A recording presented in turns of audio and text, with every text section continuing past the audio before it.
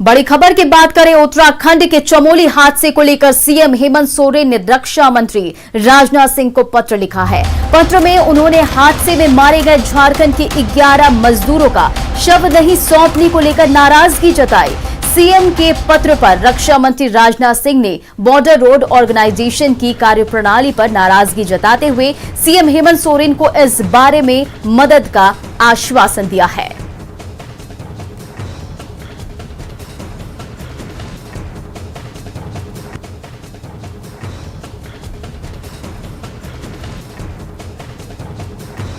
तो आपको बता दें, उत्तराखंड के चमोली हादसे को लेकर सीएम हेमंत सोरेन ने रक्षा मंत्री राजनाथ सिंह को पत्र लिखा।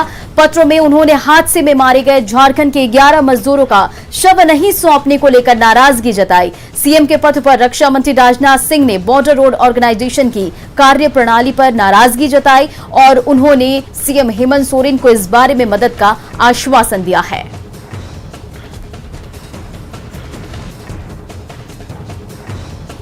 और इस पर अपडेट के लिए अविनाश हमारे फोन लाइन पर जुड़ गए हैं। जानते हैं क्या कुछ नई अपडेट इसमें। जी अविनाश, बताइए। देखिए, सबसे पहले तो ये बहुत ही दुखद घटना है और इससे पहले भी इस तरह की घटना हो चुकी है। अगर हम झारखंड के अलग अलग जिलों से बीआरओ में काम करने वाले लोगों की बात करें, खासकर युवा वर्ग के सबसे ज्यादा जो युवा हैं, श्रमिक हैं, वो यहाँ काम कर रहे हैं उत्तराखंड के इस इलाके में। लेकिन जो घटना घटी है, घटना घटने के बाद जो शव समय पर उनके परिजनों तक पहुंचाने की कोशिश होनी चाहिए थी, जो उसकी प्रक्रिया है वो शुरू कर देनी चाहिए थी, वो नहीं हो पाई है। और इसी को लेकर मुख्यमंत्री हेमंत सोरेन ने नाराजगी व्यक्त की है। रक्षा मंत्री को पत्र भी लिखा है, ट्वीट के माध्यम से भी उन्होंने इसकी जानकारी दी है। फोन पर भी उन्होंने रक्षा मंत्री से बात करते हुए अपनी नाराजगी को व्यक्त किया है और उनसे अनुरोध किया है कि इस बीआरओ के तहत जो लोग काम कर रहे थे, जिनकी वहां इस घटना में मृत्यु हो गई है, उनके शव को कम से कम अंतिम दर्शन के लिए उन परिजनों तक पहुंचाया जाना चाहिए और इसकी प्रक्रिया शुरू नहीं हो पाई है। तो ये अब देखना है। राजनाथ सिंह ने भरोसा दिलाया है, उन्होंने भी इस पर नाराजगी व्यक्त की है कि ये बीआरओ की कार्यप्रणाली सही नहीं है, अब तक ये सारी चीजें हो जानी चाहिए थी। लेकिन अब चूंकि नहीं हो सकी है तो जितना जल्दी हो सके उनके शवों को झारखंड भेजना और झारखंड से फिर उन जिलों तक भेजना, ताकि उनका अंतिम संस्कार हो सके और भविष्य में इस तरह की घटना ना हो कि अगर इस तरह की कोई भी घटना में अगर कोई श्रमिक मारे जाते हैं, उनकी मृत्यु होती है, तो समय पर उनके परिजनों तक उनके जो शव हैं वो पहुंचाए जा सके। इसको लेकर हेमंत सोरेन भी काफी गंभीर हैं और उन्होंने कहा है कि इसके बीआरओ से भी जो अधिकारी हैं उनसे भी वो बात करेंगे। जी अविनाश, तमाम जानकारियों के लिए शुक्रिया। 23 अप्रैल को उत्तराखंड के चमोली के जोशीमठ में ग्लेशियर टूटने से हुए हादसे में 11 लोगों की मौत हो गई थी और 7 लोग घायल हो गए थे। सभी मृतक और घायल झारखंड के रहने वाले थे। मृतकों के नाम तारिणी सिंह, मनोज ठंडर, रोहित सिंह, राहुल कुमार, दुमका के निरायन कोमंडल, पाल कंडुलना, हनुक कंडुलना और खूंटी के मसीह दास मरकी, पश्चिम सिंहभूम के निर्मल सैंडल और सुखराम मुंडा रांची के रहने वाले थे। तो हादसे में मारे गए ये 11 लोगों की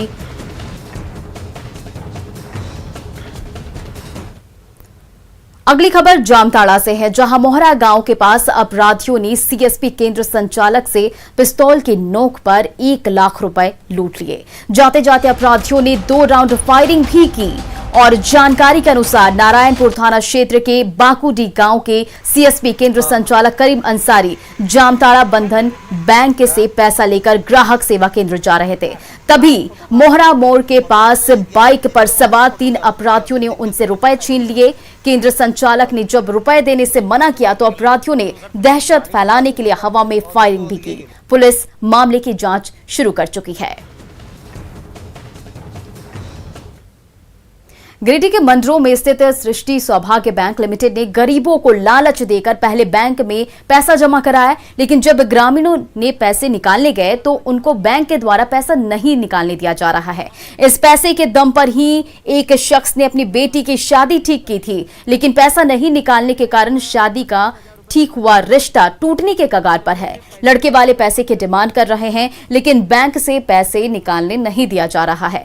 लड़की के पिता का रो रो कर बुरा हाल है। पीड़ित चांदो महतो कहते हैं कि हमने 2 अलग अलग खातों में 75 हजार रुपए जमा किए। इसके एवज में 1.5 लाख लोन देने की बात की गई, लेकिन लोन तो छोड़िए, उनका जमा किया हुआ पैसा भी नहीं निकल रहा है। पैसा जमा करने वाले लोग रोज बैंक का चक्कर लगा रहे हैं, लेकिन रोज कोई ना कोई बैंक के द्वारा बहाना बनाकर टरका दिया जाता है। 3 महीने से थाने के चक्कर भी लगा रहे हैं, लेकिन आज तक पुलिस ने कोई भी कार्रवाई नहीं की है।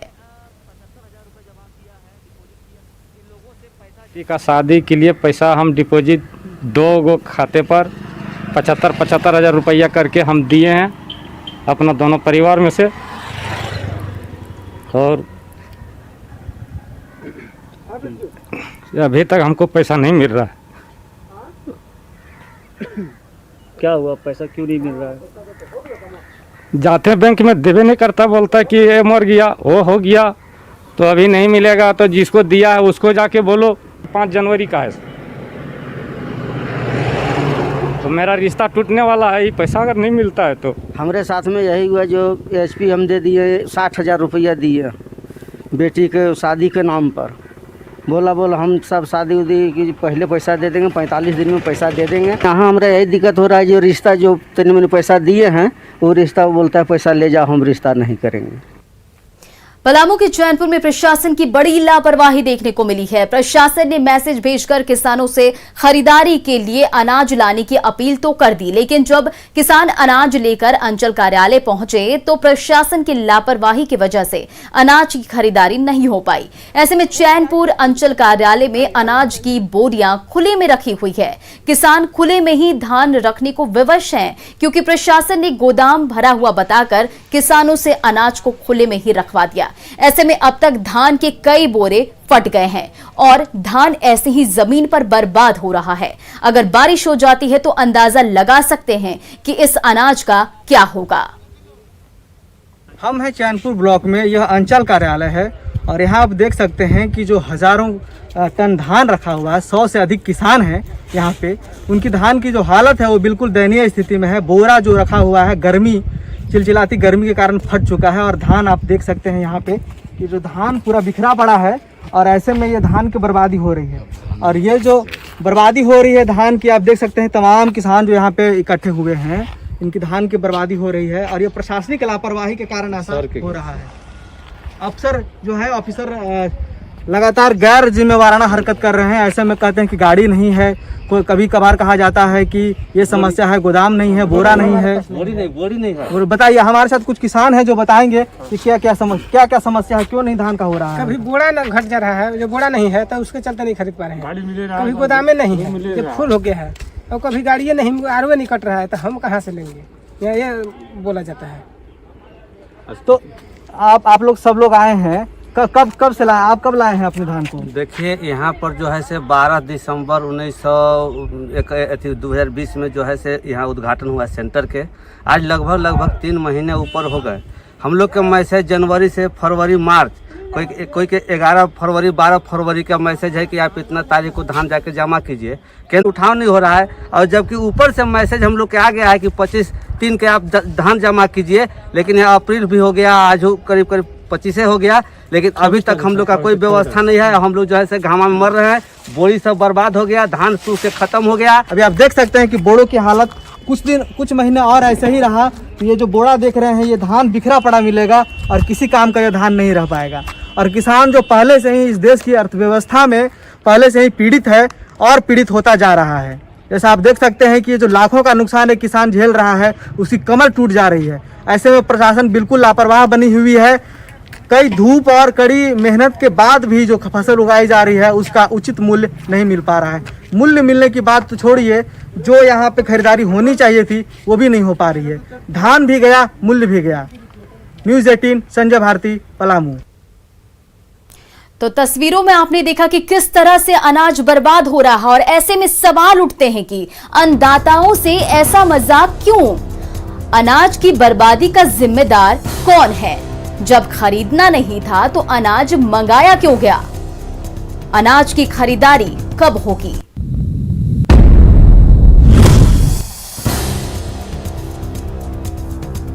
और ये सवाल उठ रहे हैं कि अगर इस तरह से खुले में अनाज रखे हैं और बर्बाद हो रहा है तो अधिकारियों इतने लापरवाह क्यों बने हुए हैं?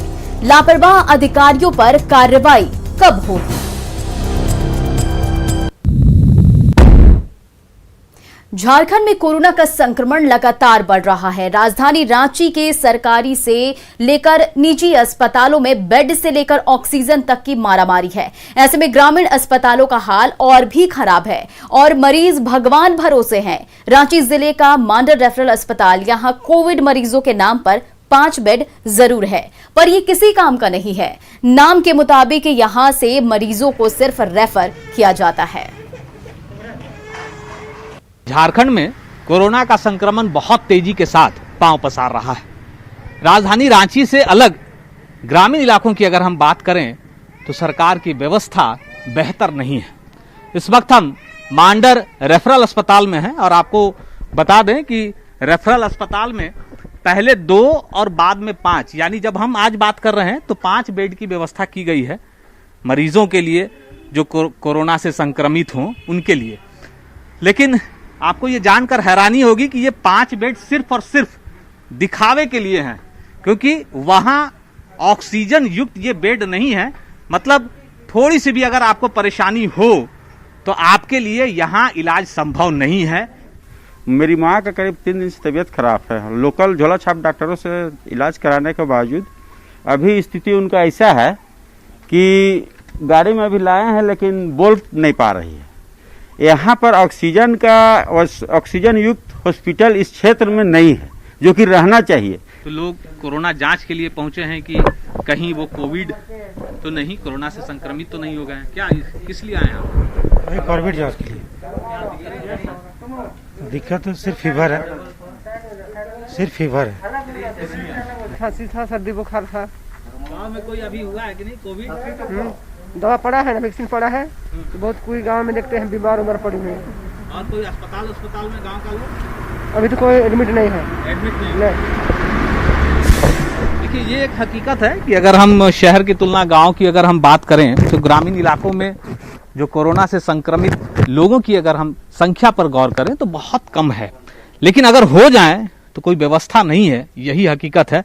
क्योंकि अगर मांडर के रेफरल अस्पताल की ये हालात हैं तो आप समझ लीजिए कि ग्रामीण इलाकों में जो छोटे प्राथमिक अस्पताल होंगे, उप स्वास्थ्य केंद्र होंगे, उनके क्या हालात होंगे और लोग किनके भरोसे इस कोरोना की जंग को लड़ रहे हैं। कैमरा पर्सन अमित के साथ अविनाश कुमार, न्यूज़ 18 रांची। रांची के बुढ़मू सामुदायिक स्वास्थ्य केंद्र में कोरोना मरीजों के नाम पर 10 बेड की व्यवस्था की गई है, लेकिन यहां भी कोरोना से संक्रमित एक भी मरीज भर्ती नहीं है। अस्पताल का संचालन भी मात्र एक डॉक्टर के सहारे किया जा रहा है। इस वक्त हम बुढ़मू सामुदायिक स्वास्थ्य केंद्र में हैं और आपको जानकर ये हैरानी होगी कि अगर कोई कोविड का पेशेंट जो शायद सीरियस हो, उनका उपचार यहाँ नहीं हो सकता है। क्यों नहीं हो सकता है ये भी हम आपको दिखाएंगे और बताएंगे भी। ये अलग से वार्ड बनाया गया है, आप देख सकते हैं। तैयारी तो की गई है इस सामुदायिक स्वास्थ्य केंद्र में, लेकिन जब आप अंदर प्रवेश करेंगे तो सामुदायिक स्वास्थ्य केंद्र के ऐसे 10 बेड आपको जरूर नजर आ जाएंगे जो कोविड मरीजों के लिए तैयार किया गया है। लेकिन इस बेड के साथ बाकी जो चीजें हैं, जो उपकरण हैं, जो आज के दौर के स्वास्थ्य सुविधाओं के लिहाज से जो होने चाहिए, वो आपको शायद इन तस्वीरों में कहीं नहीं दिखाई दे रहा हो। अभी के समय में बेड के अलावा और भी बहुत कुछ चाहिए। ये पिछले साल के हिसाब से हम लोग तैयारी किए थे, लेकिन अभी के समय में दूसरा परिवेश है। अभी हम लोग हर तरह से मैन पावर से लेके संक्रमण, बहुत सारे स्टाफ लोग संक्रमित हैं, हम लोग बहुत जूझ रहे हैं। 1-2 है हमारे पास सिलेंडर, वो हम लोग अपने इमरजेंसी यूज के लिए बचा कर रखे हैं। अगर एक सिलेंडर रहता भी है तो उससे एक मरीज के लिए कुछ नहीं होगा कोविड का, उसको हाई फ्लो में ऑक्सीजन चाहिए, ये सिलेंडर से उसका नहीं होगा।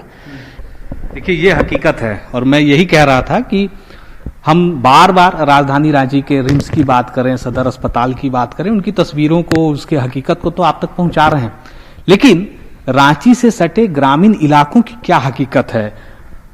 ग्रामीण इलाकों में अस्पताल कितने तैयार हैं और कोरोना की इस जंग में उसकी क्या भूमिका है, उसकी एक ये हकीकत है कि यहां अब तक जो बेड हैं उस पर कोई मरीज नहीं है, और मरीज होगा तो उनके लिए उपचार की व्यवस्था नहीं है। इसलिए जितने भी लोग इस कोरोना संक्रमण से संक्रमित हो रहे हैं वो राजधानी रांची की ओर भेजे जा रहे हैं, दूसरे अस्पतालों में उन्हें रेफर किया जा रहा है। कैमरा पर्सन अमित के साथ अविनाश कुमार, न्यूज़ 18 रांची। और बड़ी खबर रांची से आ रही है। रांची पुलिस ने नामकुम के जंगल से 50 लाख रुपए का डोडा बरामद किया है। बरामद डोडा का वजन करीब 2000 किलो है। रांची से डोडा यूपी के बरेली ले जाने की तैयारी थी, लेकिन इससे पहले ही पुलिस ने कार्रवाई की। छापेमारी से पहले तस्कर वहां से फरार हो गए।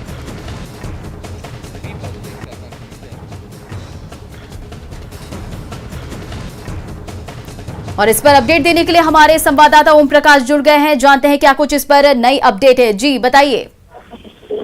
जी, जो नामकुम थाना क्षेत्र से ये बरामदगी हुई है, पूरे मामले में जो जानकारी अब तक सामने है उसके अनुसार ये यूपी के बरेली इलाके में इस डोडे की खेप को ले जाना था और पुलिस ने गुप्त सूचना के आधार पर ये कार्रवाई करते हुए पूरे जो डोडा थी उसकी रिकवरी कर ली। हालांकि पुलिस के हाथ इसमें कोई भी तस्कर नहीं चढ़ा है।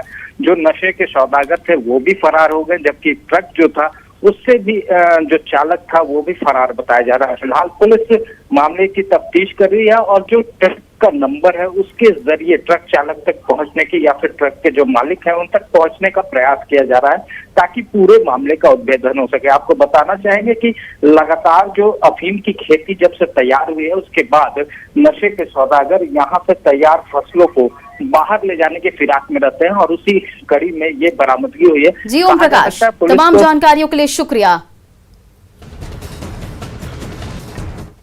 तो फिलहाल इस बुलेटिन में इतना ही। बने रहिए न्यूज़ 18 बिहार झारखंड के साथ।